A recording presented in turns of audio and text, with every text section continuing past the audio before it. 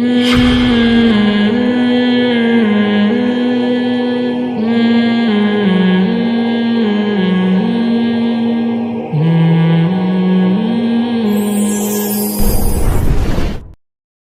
بات یاد رکھو، اسلام کو شخصیتوں پہ نہ پرکھا کریں. سمجھ رہے ہیں نا؟ اسلام کو تھوڑا سیاست سے الگ رکھیں. اسلام میں سیاست ہے، سیاست میں اسلام نہیں ہے. اسلام میں سیاست بھی ہے مگر سیاست میں اسلام یہ نہیں ہے. بہترین صدقہ جاریہ حاصل کرنے کے لیے اس ویڈیو کو شیئر کرنا مت بھولیں. جزاک اللہ. کیونکہ میں بہت زیادہ لوگوں سے جو ہے نا وہ الٹی سیدھی، وہ جو میں نے ایک عمران خان کی تقریر پر حمایت کر دی تھی اس میں بہت سارے اپنے کٹ گئے. میں نے تقریر کی حمایت کی، اس میں بھی شروع میں اور آخر میں بڑی تمہید تھی کہ اس کو آپ کوئی سیاسی رخ نہ دیں، یہ کوئی جے یو آئی کی مخالفت نہ سمجھیں یا مسلم لیگ کی مخالفت نہ سمجھیں. ایک ملک کے وزیر اعظم نے اسپیچ کی ہے. میرے پاس اب خطوط آ رہے ہیں لوگوں کے، فون تو میں اٹھاتا بہت ہی کم ہوں. خطوط آ رہے ہیں کہ آپ ہمارے دل سے اتر گئے. مفتی صاحب میں آپ کا بہت بڑا فین تھا اور میں اب آپ میرے دل سے اتر گئے ہیں.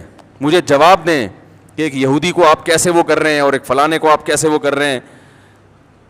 تو میں جواب نہیں دے رہا کیونکہ مجھے پتا ہے جواب دوں گا پھر اس پہ ایک نیا خط آ جائے گا.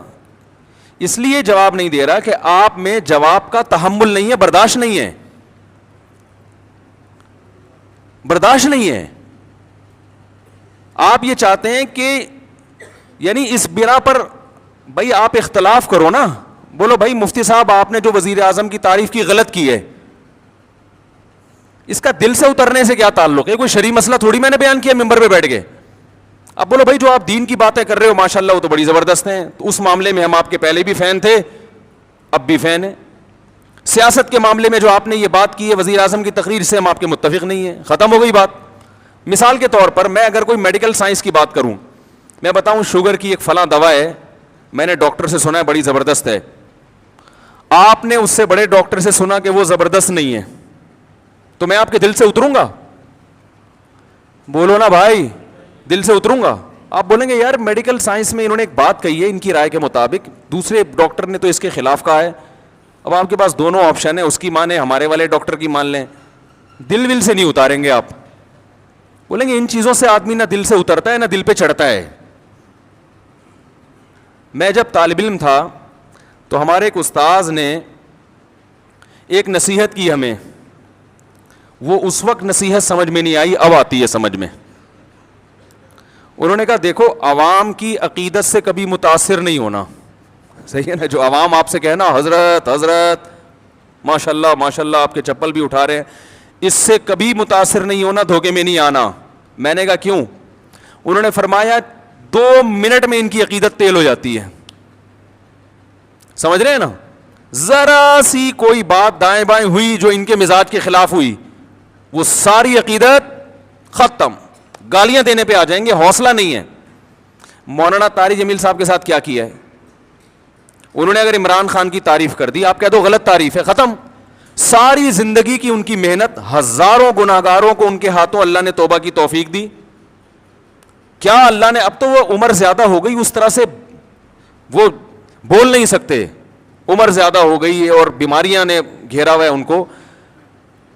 تو ان کی آپ تقریریں سنیں جوانی کی، کیا سخت دلوں کو انہوں نے سخت دلوں کو نرم کیا ہے. کیسے بڑے بڑے گناہگاروں کو ان کی وجہ سے توبہ کی توفیق ملی ہے. ساری زندگی کی محنت ایک طرف، ایک وزیر اعظم کی ذات پر انہوں نے تھوڑی سی بات کر لی کہ اچھا آدمی ہے، تو وہ ساری محنت اور وہ عقیدت ایک دم ہوا ہو گئی. ہم نے تو اس کی ذات کی تعریف بھی نہیں کی ہے، ہم نے تو یہ کہا ہی نہیں کہ اچھا ہے کیا برا ہے، ہم نے تو یہ کہہ دیا تقریر اچھی ہے. اس پہ خطوط آ رہے ہیں آپ ہمارے دل سے اتر گئے. میں کوئی کہہ رہا ہے میں 8 سال سے سن رہا تھا، کوئی کہہ رہا ہے میں 15 سال سے سن رہا تھا، کوئی کہہ رہا ہے میں جناب آپ کو، میں تو ساری رات آپ کے بیان بیٹھ کے سنا کرتا تھا، سوتا نہیں تھا، لیکن آپ میرے دل سے ہمیشہ کے لیے اتر گئے ہیں. بھائی اتنا تو پھر آج اس بات پہ نہیں، کل کسی اور بات پہ اتر جائے گا، آپ اتر جاؤ گے آپ ٹریک سے. اتنا چھوٹا ظرف اگر رکھو گے تو دنیا میں کسی سے بھی فائدہ نہیں اٹھاؤ گے.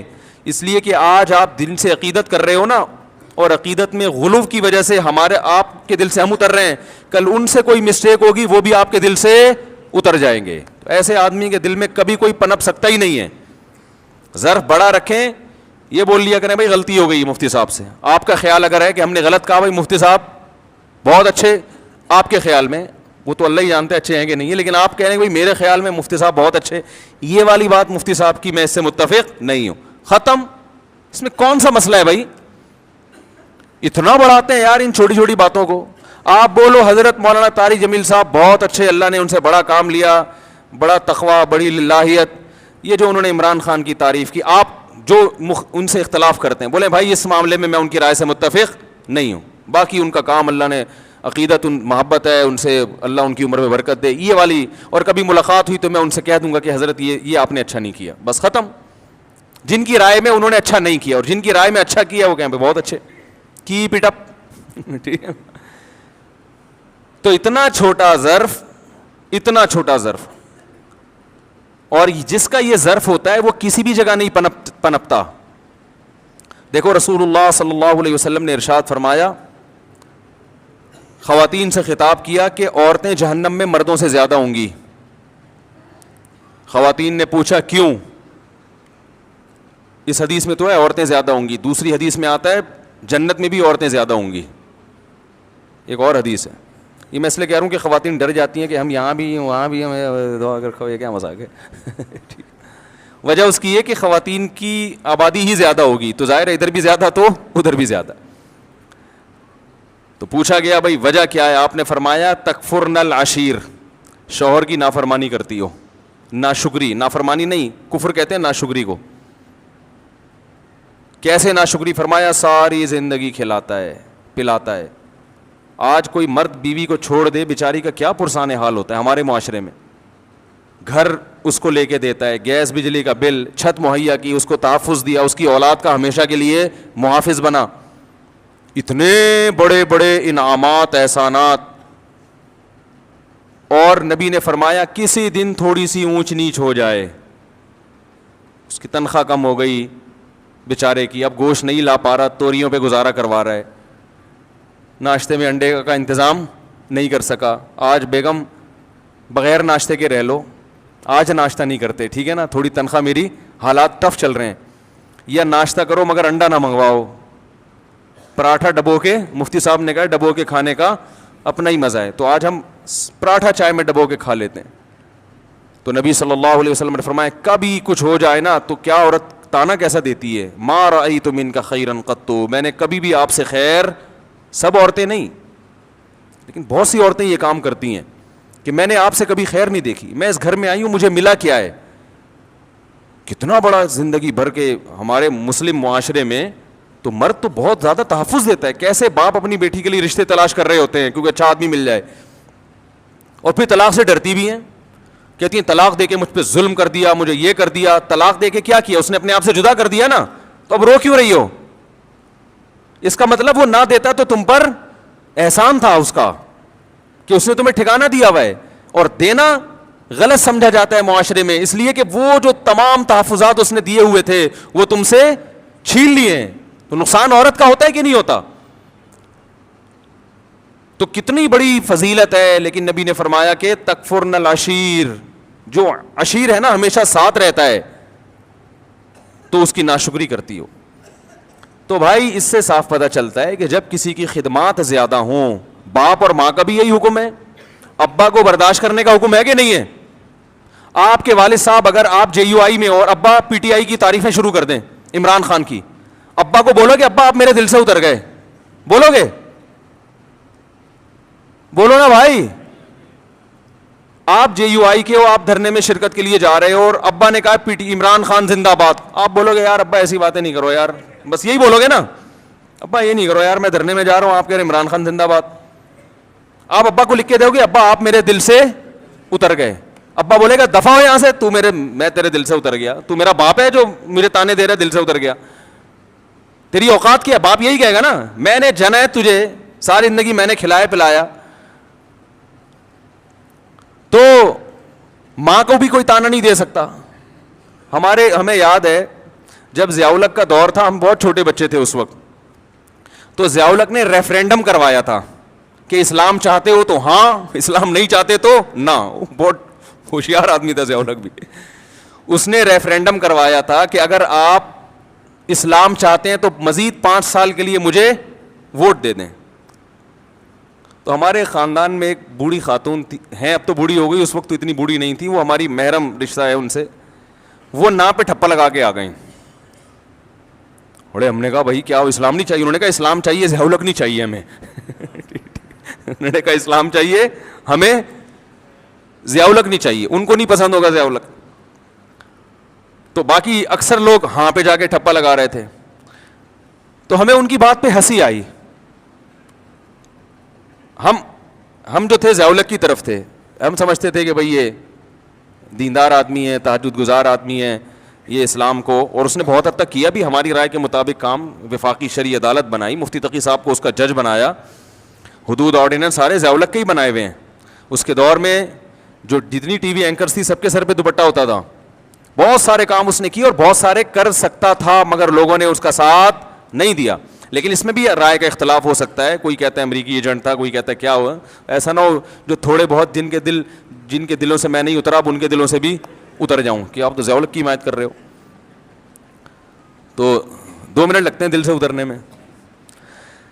تو وہ نا پہ لگا کے آ گئیں. اب وہ ہمارے خاندان کی بڑی خواتین, ہم ان سے یہ کہتے ہیں آپ ہمارے دل سے ہمیشہ کے لیے اتر گئیں. تو بھائی رشتے ہیں جو ٹھیک ہے نا کا, اور ہم نے بظاہر تو یہ کفر ہے نا کہ اسلام نہیں چاہیے. وہ کہتی تھی اسلام چاہیے. یہ ضیاء الحق نے اسلام کا ان کے رائے کے مطابق لیبل لگایا ہوا ہے کہ اب اسلام تو ہر آدمی کہے گا نا ہاں, تو ہاں کا مطلب یہ کہ اگلے 5 سال کے لیے میں دوبارہ آ رہا ہوں. تو بھائی ہمارے اپنے رشتے داروں میں ہم جب بیٹھتے ہیں, کوئی جے یو آئی کی حمایت کر رہا ہوتا ہے, کوئی پی ٹی آئی کی حمایت کر رہا ہوتا ہے. اب جو خاندان کے بڑے بزرگ ہیں ہم ان سے تمیز سے احترام سے تھوڑی سی ڈیبیٹ کر لیتے ہیں, بحث کر لیتے ہیں. بھائی ٹھیک ہے آپ کی رائے ہے, بڑے بزرگ تو بزرگ ہی رہیں گے. اب یہ تھوڑی کہ وہ پی ٹی آئی میں چلا گیا تو وہ ہمارے دل سے اتر گیا, وہ جے یو. بھائی بڑے خاندان کے رشتہ ہے. دوست احباب میں بھی ایسا ہی ہوتا ہے. ہم جب بیٹھتے ہیں ہمارے دوستوں میں, ہمارے شاگردوں میں, میرے شاگردوں میں کوئی جے یو آئی کا ہے, کوئی پی ٹی آئی کا ہے, وہ بیٹھے ہوئے ہوتے ہیں. اب وہ کہ آپ ہمارے دل سے اتر گئے. میں کہوں گا بس دل سے اتر گئے تو میں تو سبق نہیں پڑھاؤں گا.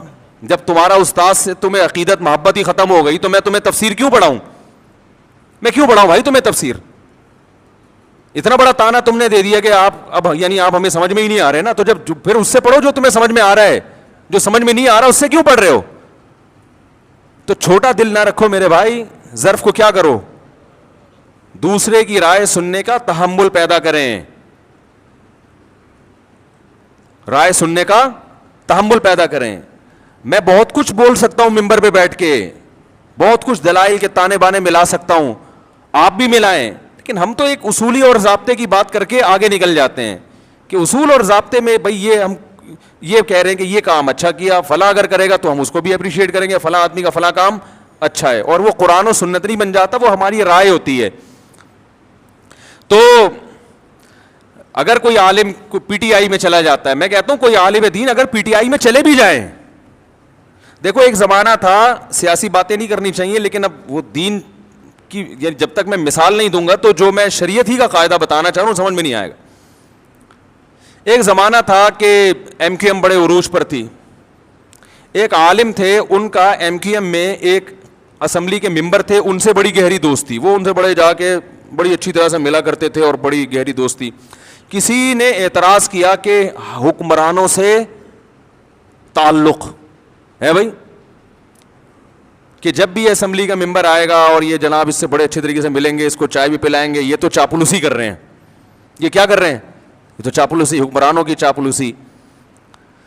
تو میں نے ان سے کہا, میں نے کہا بھائی دیکھو, ایک جب کوئی بھی حکومت میں ہے تو اس کے خلاف چلو گے تو آپ اپنے کام نہیں نکلوا سکتے, اور اگر آپ اس سے دوستی لگا کے بہت سارے دینی کام کروا سکتے ہیں اس سے, تو یہ چاپلوسی نہیں ہے, یہ شریعت میں عین مطلوب ہے. چاپلوسی حکمرانوں کی وہ حرام ہے جو اپنی ذات کے لیے ہو, قوم کے لیے ہے, ملک و ملت کے لیے, تو یہ چاپلوسی نہیں ہے, یہ تو اخلاق ہے. اور شریعت نے ہمیں حکمرانوں کے احترام کا حکم دیا ہے, ان کو ذلیل کرنے کا حکم نہیں دیا. اس لیے کہ قومی اتحاد جو ہے نا، اتحاد وہ جب ہی ہوتا ہے کہ جب سب ایک امیر پر متفق ہوں، تب ملک پاورفل بنتا ہے، تب اس وقت طاقتور بنتا ہے ملک.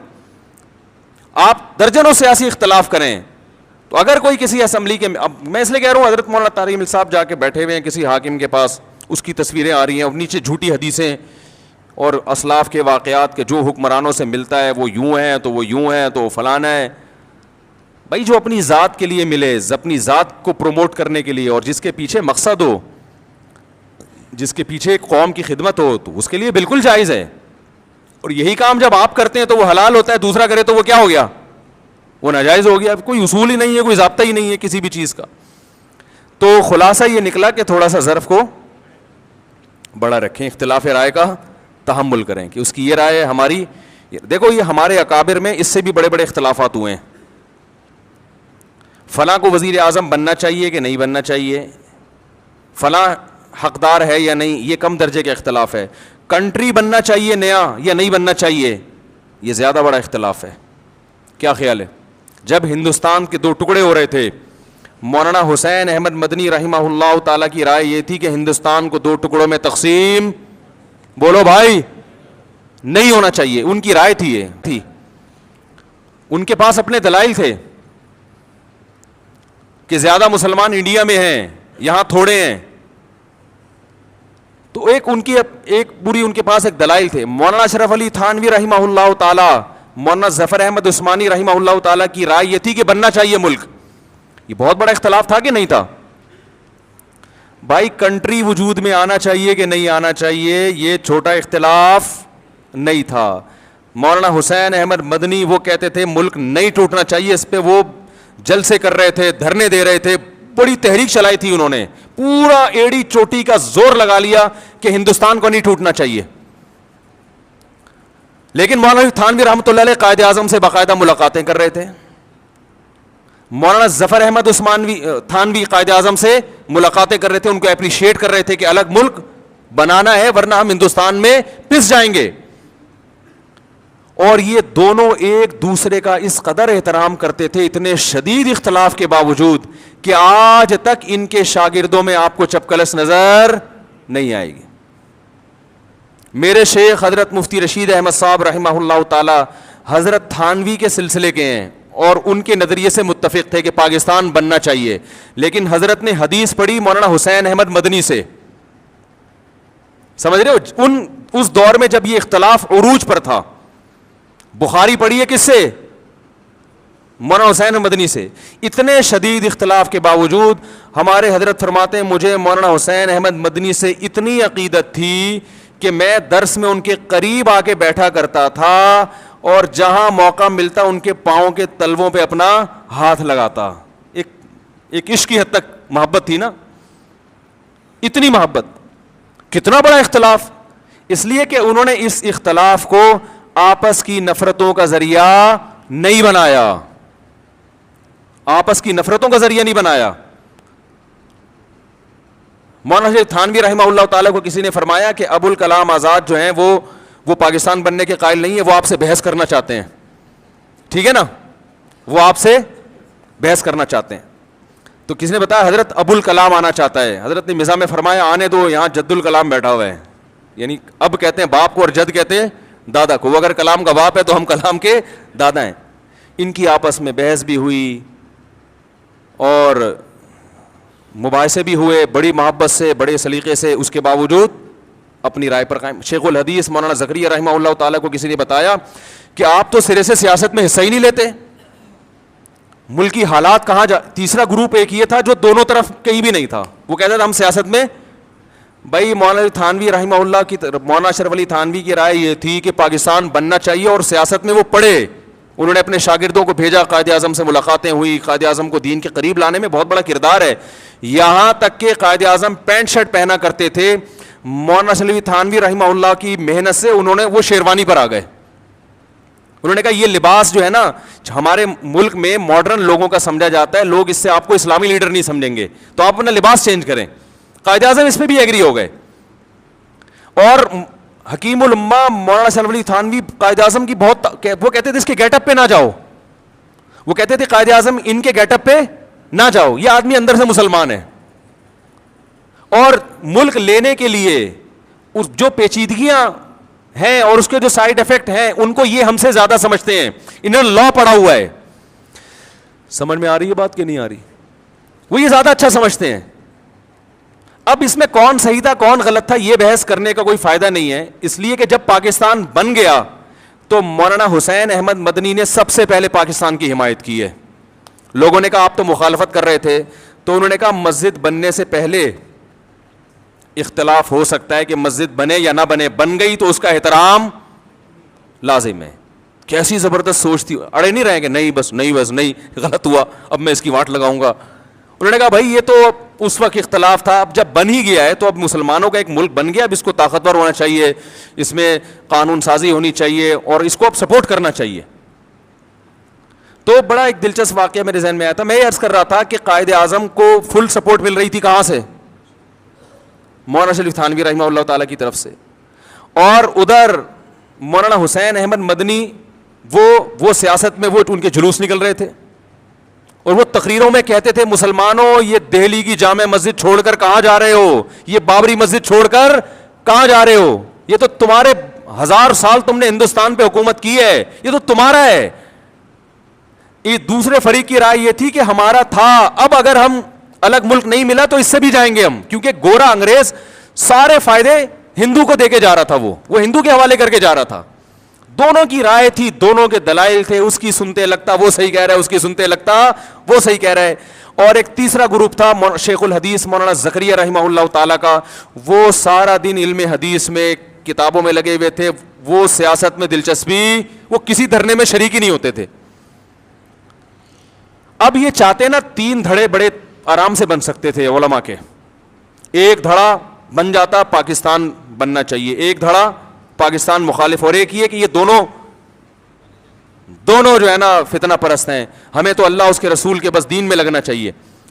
یہ تینوں اپنے مریدوں کو تیار کرتے اور بولتے کہ تم اس کی مجلس میں نہیں جانا, اس درس حدیث نہ سننا مولانا حسین مدنی کا. اور مولانا حسین مدنی درس بھی کہاں دیا کرتے تھے؟ مسجد نبوی میں نبی صلی اللہ علیہ وسلم کے روضہ اطہر کے سامنے بیٹھ کے, پوری دنیا سے لوگ آ کے ان کا بخاری کا درس سنا کرتے تھے. یہ اتنا یعنی علم حدیث پہ عبور تھا کہ نبی صلی اللہ علیہ وسلم کے روضہ اطہر پہ درس دیا کرتے تھے بیٹھ کے, کئی سال درس دیا انہوں نے. تو اب یہ تینوں حضرات اگر اپنی نیچے عوام کی تربیت یوں کرتے, شیخ الحدیث مولانا زکریہ رحمۃ اللہ علیہ کہتے نہ تھانویوں کے پاس جاؤ, ہیں ان کے پاس جب جا کے دیکھو کہ پاکستان بنے گا, بن کے رہے گا, پاکستان بن کے رہے گا. نہ مدنیوں کے پاس جانے کی ضرورت ہے, تم علماء ہو, تمہارا کام کیا ہے؟ حدیث پڑھو, قرآن پڑھو, فقہ پڑھو, یہ تمہارا کام ہے, قریب بھی ان کے پھٹکنے کی اجازت نہیں ہے. کیا خیال ہے بھائی؟ اور مدنی گروپ کہتا ہے کہ یہ مسلمانوں کو مروا رہے ہیں, یہ الگ ملک بنا کے یہ سارا ہندوؤں کے حوالے کر کے مروا رہے ہیں. ان کے یہ ورڈنگ نہیں تھی, ان کا یہ تھا میری رائے یہ ہے. یہ دوسروں پہ تہمتیں نہیں لگائی انہوں نے, اگر تہمتیں لگانا شروع کر دیتے نا کہ ان کی نیت ہی غلط ہے, معاملہ پھر خراب ہوتا ہے. معاملہ جب خراب ہوتا ہے جب آپ دوسرے کی نیت پہ ڈاکہ ڈالنا شروع کر دیں کہ یہ بندہ ہی غلط ہے, یہ ان کی نیت. بھائی نیت کیسے, کوئی قرآن میں تھوڑی لکھا ہوا ہے کہ پاکستان بننا چاہیے کہ نہیں بننا چاہیے, یہ تو رائے ہے نا, تو 2 رائے بن سکتی ہیں. تو انہوں نے یہ نہیں کہا کہ ان کی نیتیں ٹھیک نہیں ہیں, یہ تمہیں مروانا چاہتے ہیں, یہ ہیں ہی غلط لوگ, یہ تو پہلے ہی صوفی ٹائپ کے لوگ ہیں, خانقاہیں چلانے والے لوگ ہیں, تو تمہیں مروا دیں گے. تو کسی نے تبھی تینوں فریقوں میں آپس میں آج تک محبت قائم ہے.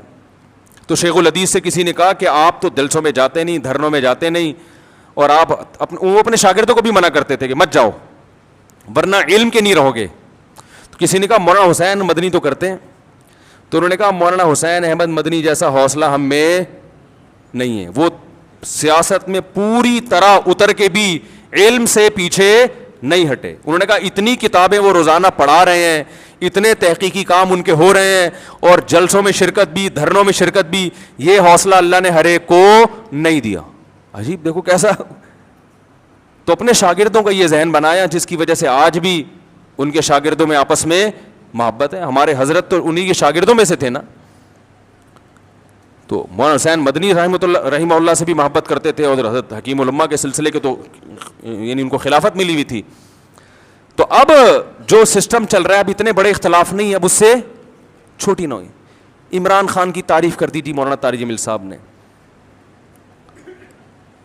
تو اب وہ 3 توئیں میں شرارت ہے, ایسے بھی کچھ میسج آ رہے ہیں کہ توئیں جس نام میں بھی ہوگا اس میں کیا ہے.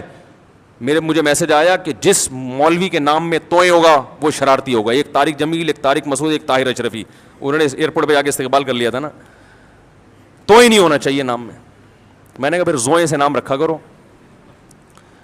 تو بھائی یہ گاڑی ہے کہ JJ 5640, غلط پارکنگ کر دی, اس کو صحیح کر لیں. 5640. تو بھائی اتنا بڑا اختلاف ہوا, آپس میں نفرتیں نہیں پھیلیں, اب بہت چھوٹے چھوٹے اختلاف ہو رہے ہیں. اور اتنا زیادہ, دیکھو میں ایک بات کہتا ہوں, اپنے سیاسی لیڈر سے عقیدت محبت ضرور کرو. آپ کو جو سمجھ میں آتا ہے, اگر آپ کو دھرنا سمجھ میں آ رہا ہے آپ دھرنے میں جاؤ, اگر آپ کو نہیں سمجھ میں آ رہا آپ نہیں جاؤ. لیکن ان سیاسی قائدین کے چکر میں آپس میں ایک دوسرے کو دل سے مت اتارو. کوئی بھروسہ نہیں ہے کل یہ لیڈر آپس میں بیٹھ کے چائے پی رہے ہوں اور ہم آپس میں لڑ کے ایک دوسرے کو دور کر چکے ہوں. ماضی میں کیا ایسا ہوا نہیں ہے؟ یہ سیاسی لیڈر کفر کے فتوے لگا رہے ہوتے ہیں ایک دوسرے پہ. میں نے خود جلسوں میں تقریریں سنی ہے, وہ کافر, وہ یہودی, وہ فلانا, تھوڑے دن میں اسی کے ساتھ گلے مل رہے ہیں, پھول پہنائے جا رہے ہیں, ہاتھ ملائے جا رہے ہیں, اس کو مکمل سپورٹ کر رہے ہیں. یہ تو ہوتا ہے, ہر لیڈر کے ساتھ ہوتا ہے, ہر لیڈر, اور ہو رہا ہے, اب تو ماضی سے دیکھتے آ رہے ہیں. تو میں طلبہ سے کہتا ہوں JUI اور PTI کے چکر میں آپس میں نفرتیں پیدا مت کرو, تم کلاس فیلو. یہ دور زندگی میں دوبارہ کبھی نہیں آئے گا.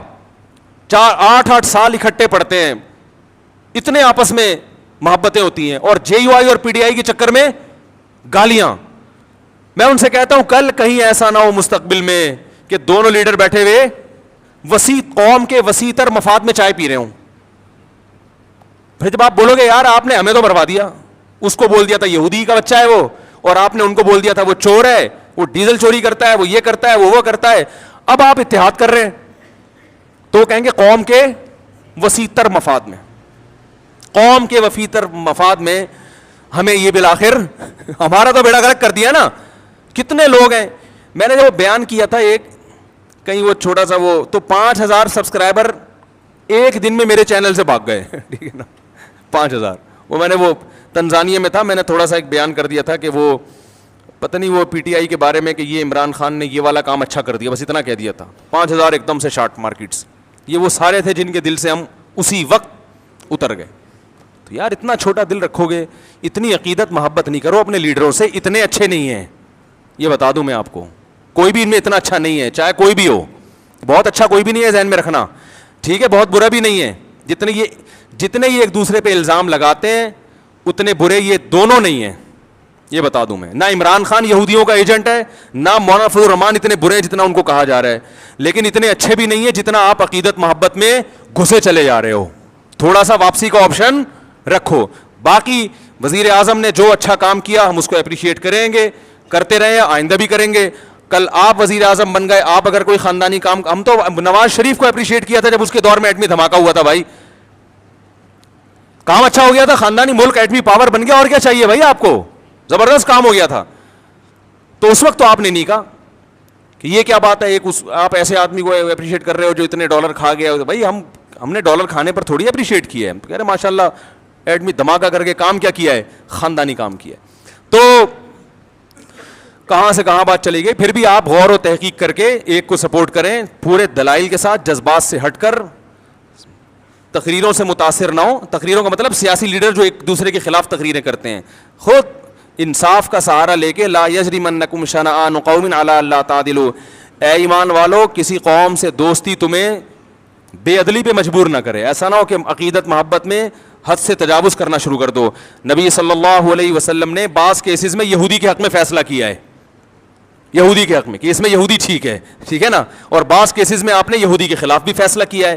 تو بعض ممکن ہے کوئی یہودی ایجنٹ تو دور کی بات, یہودی ہو کے بھی برحق ہو, اور یہ بھی ممکن ہے کہ کوئی یہودی ہو کے یا یہودیوں کا ایجنٹ ہو کے حق سے ہٹتا چلا جا رہا ہو.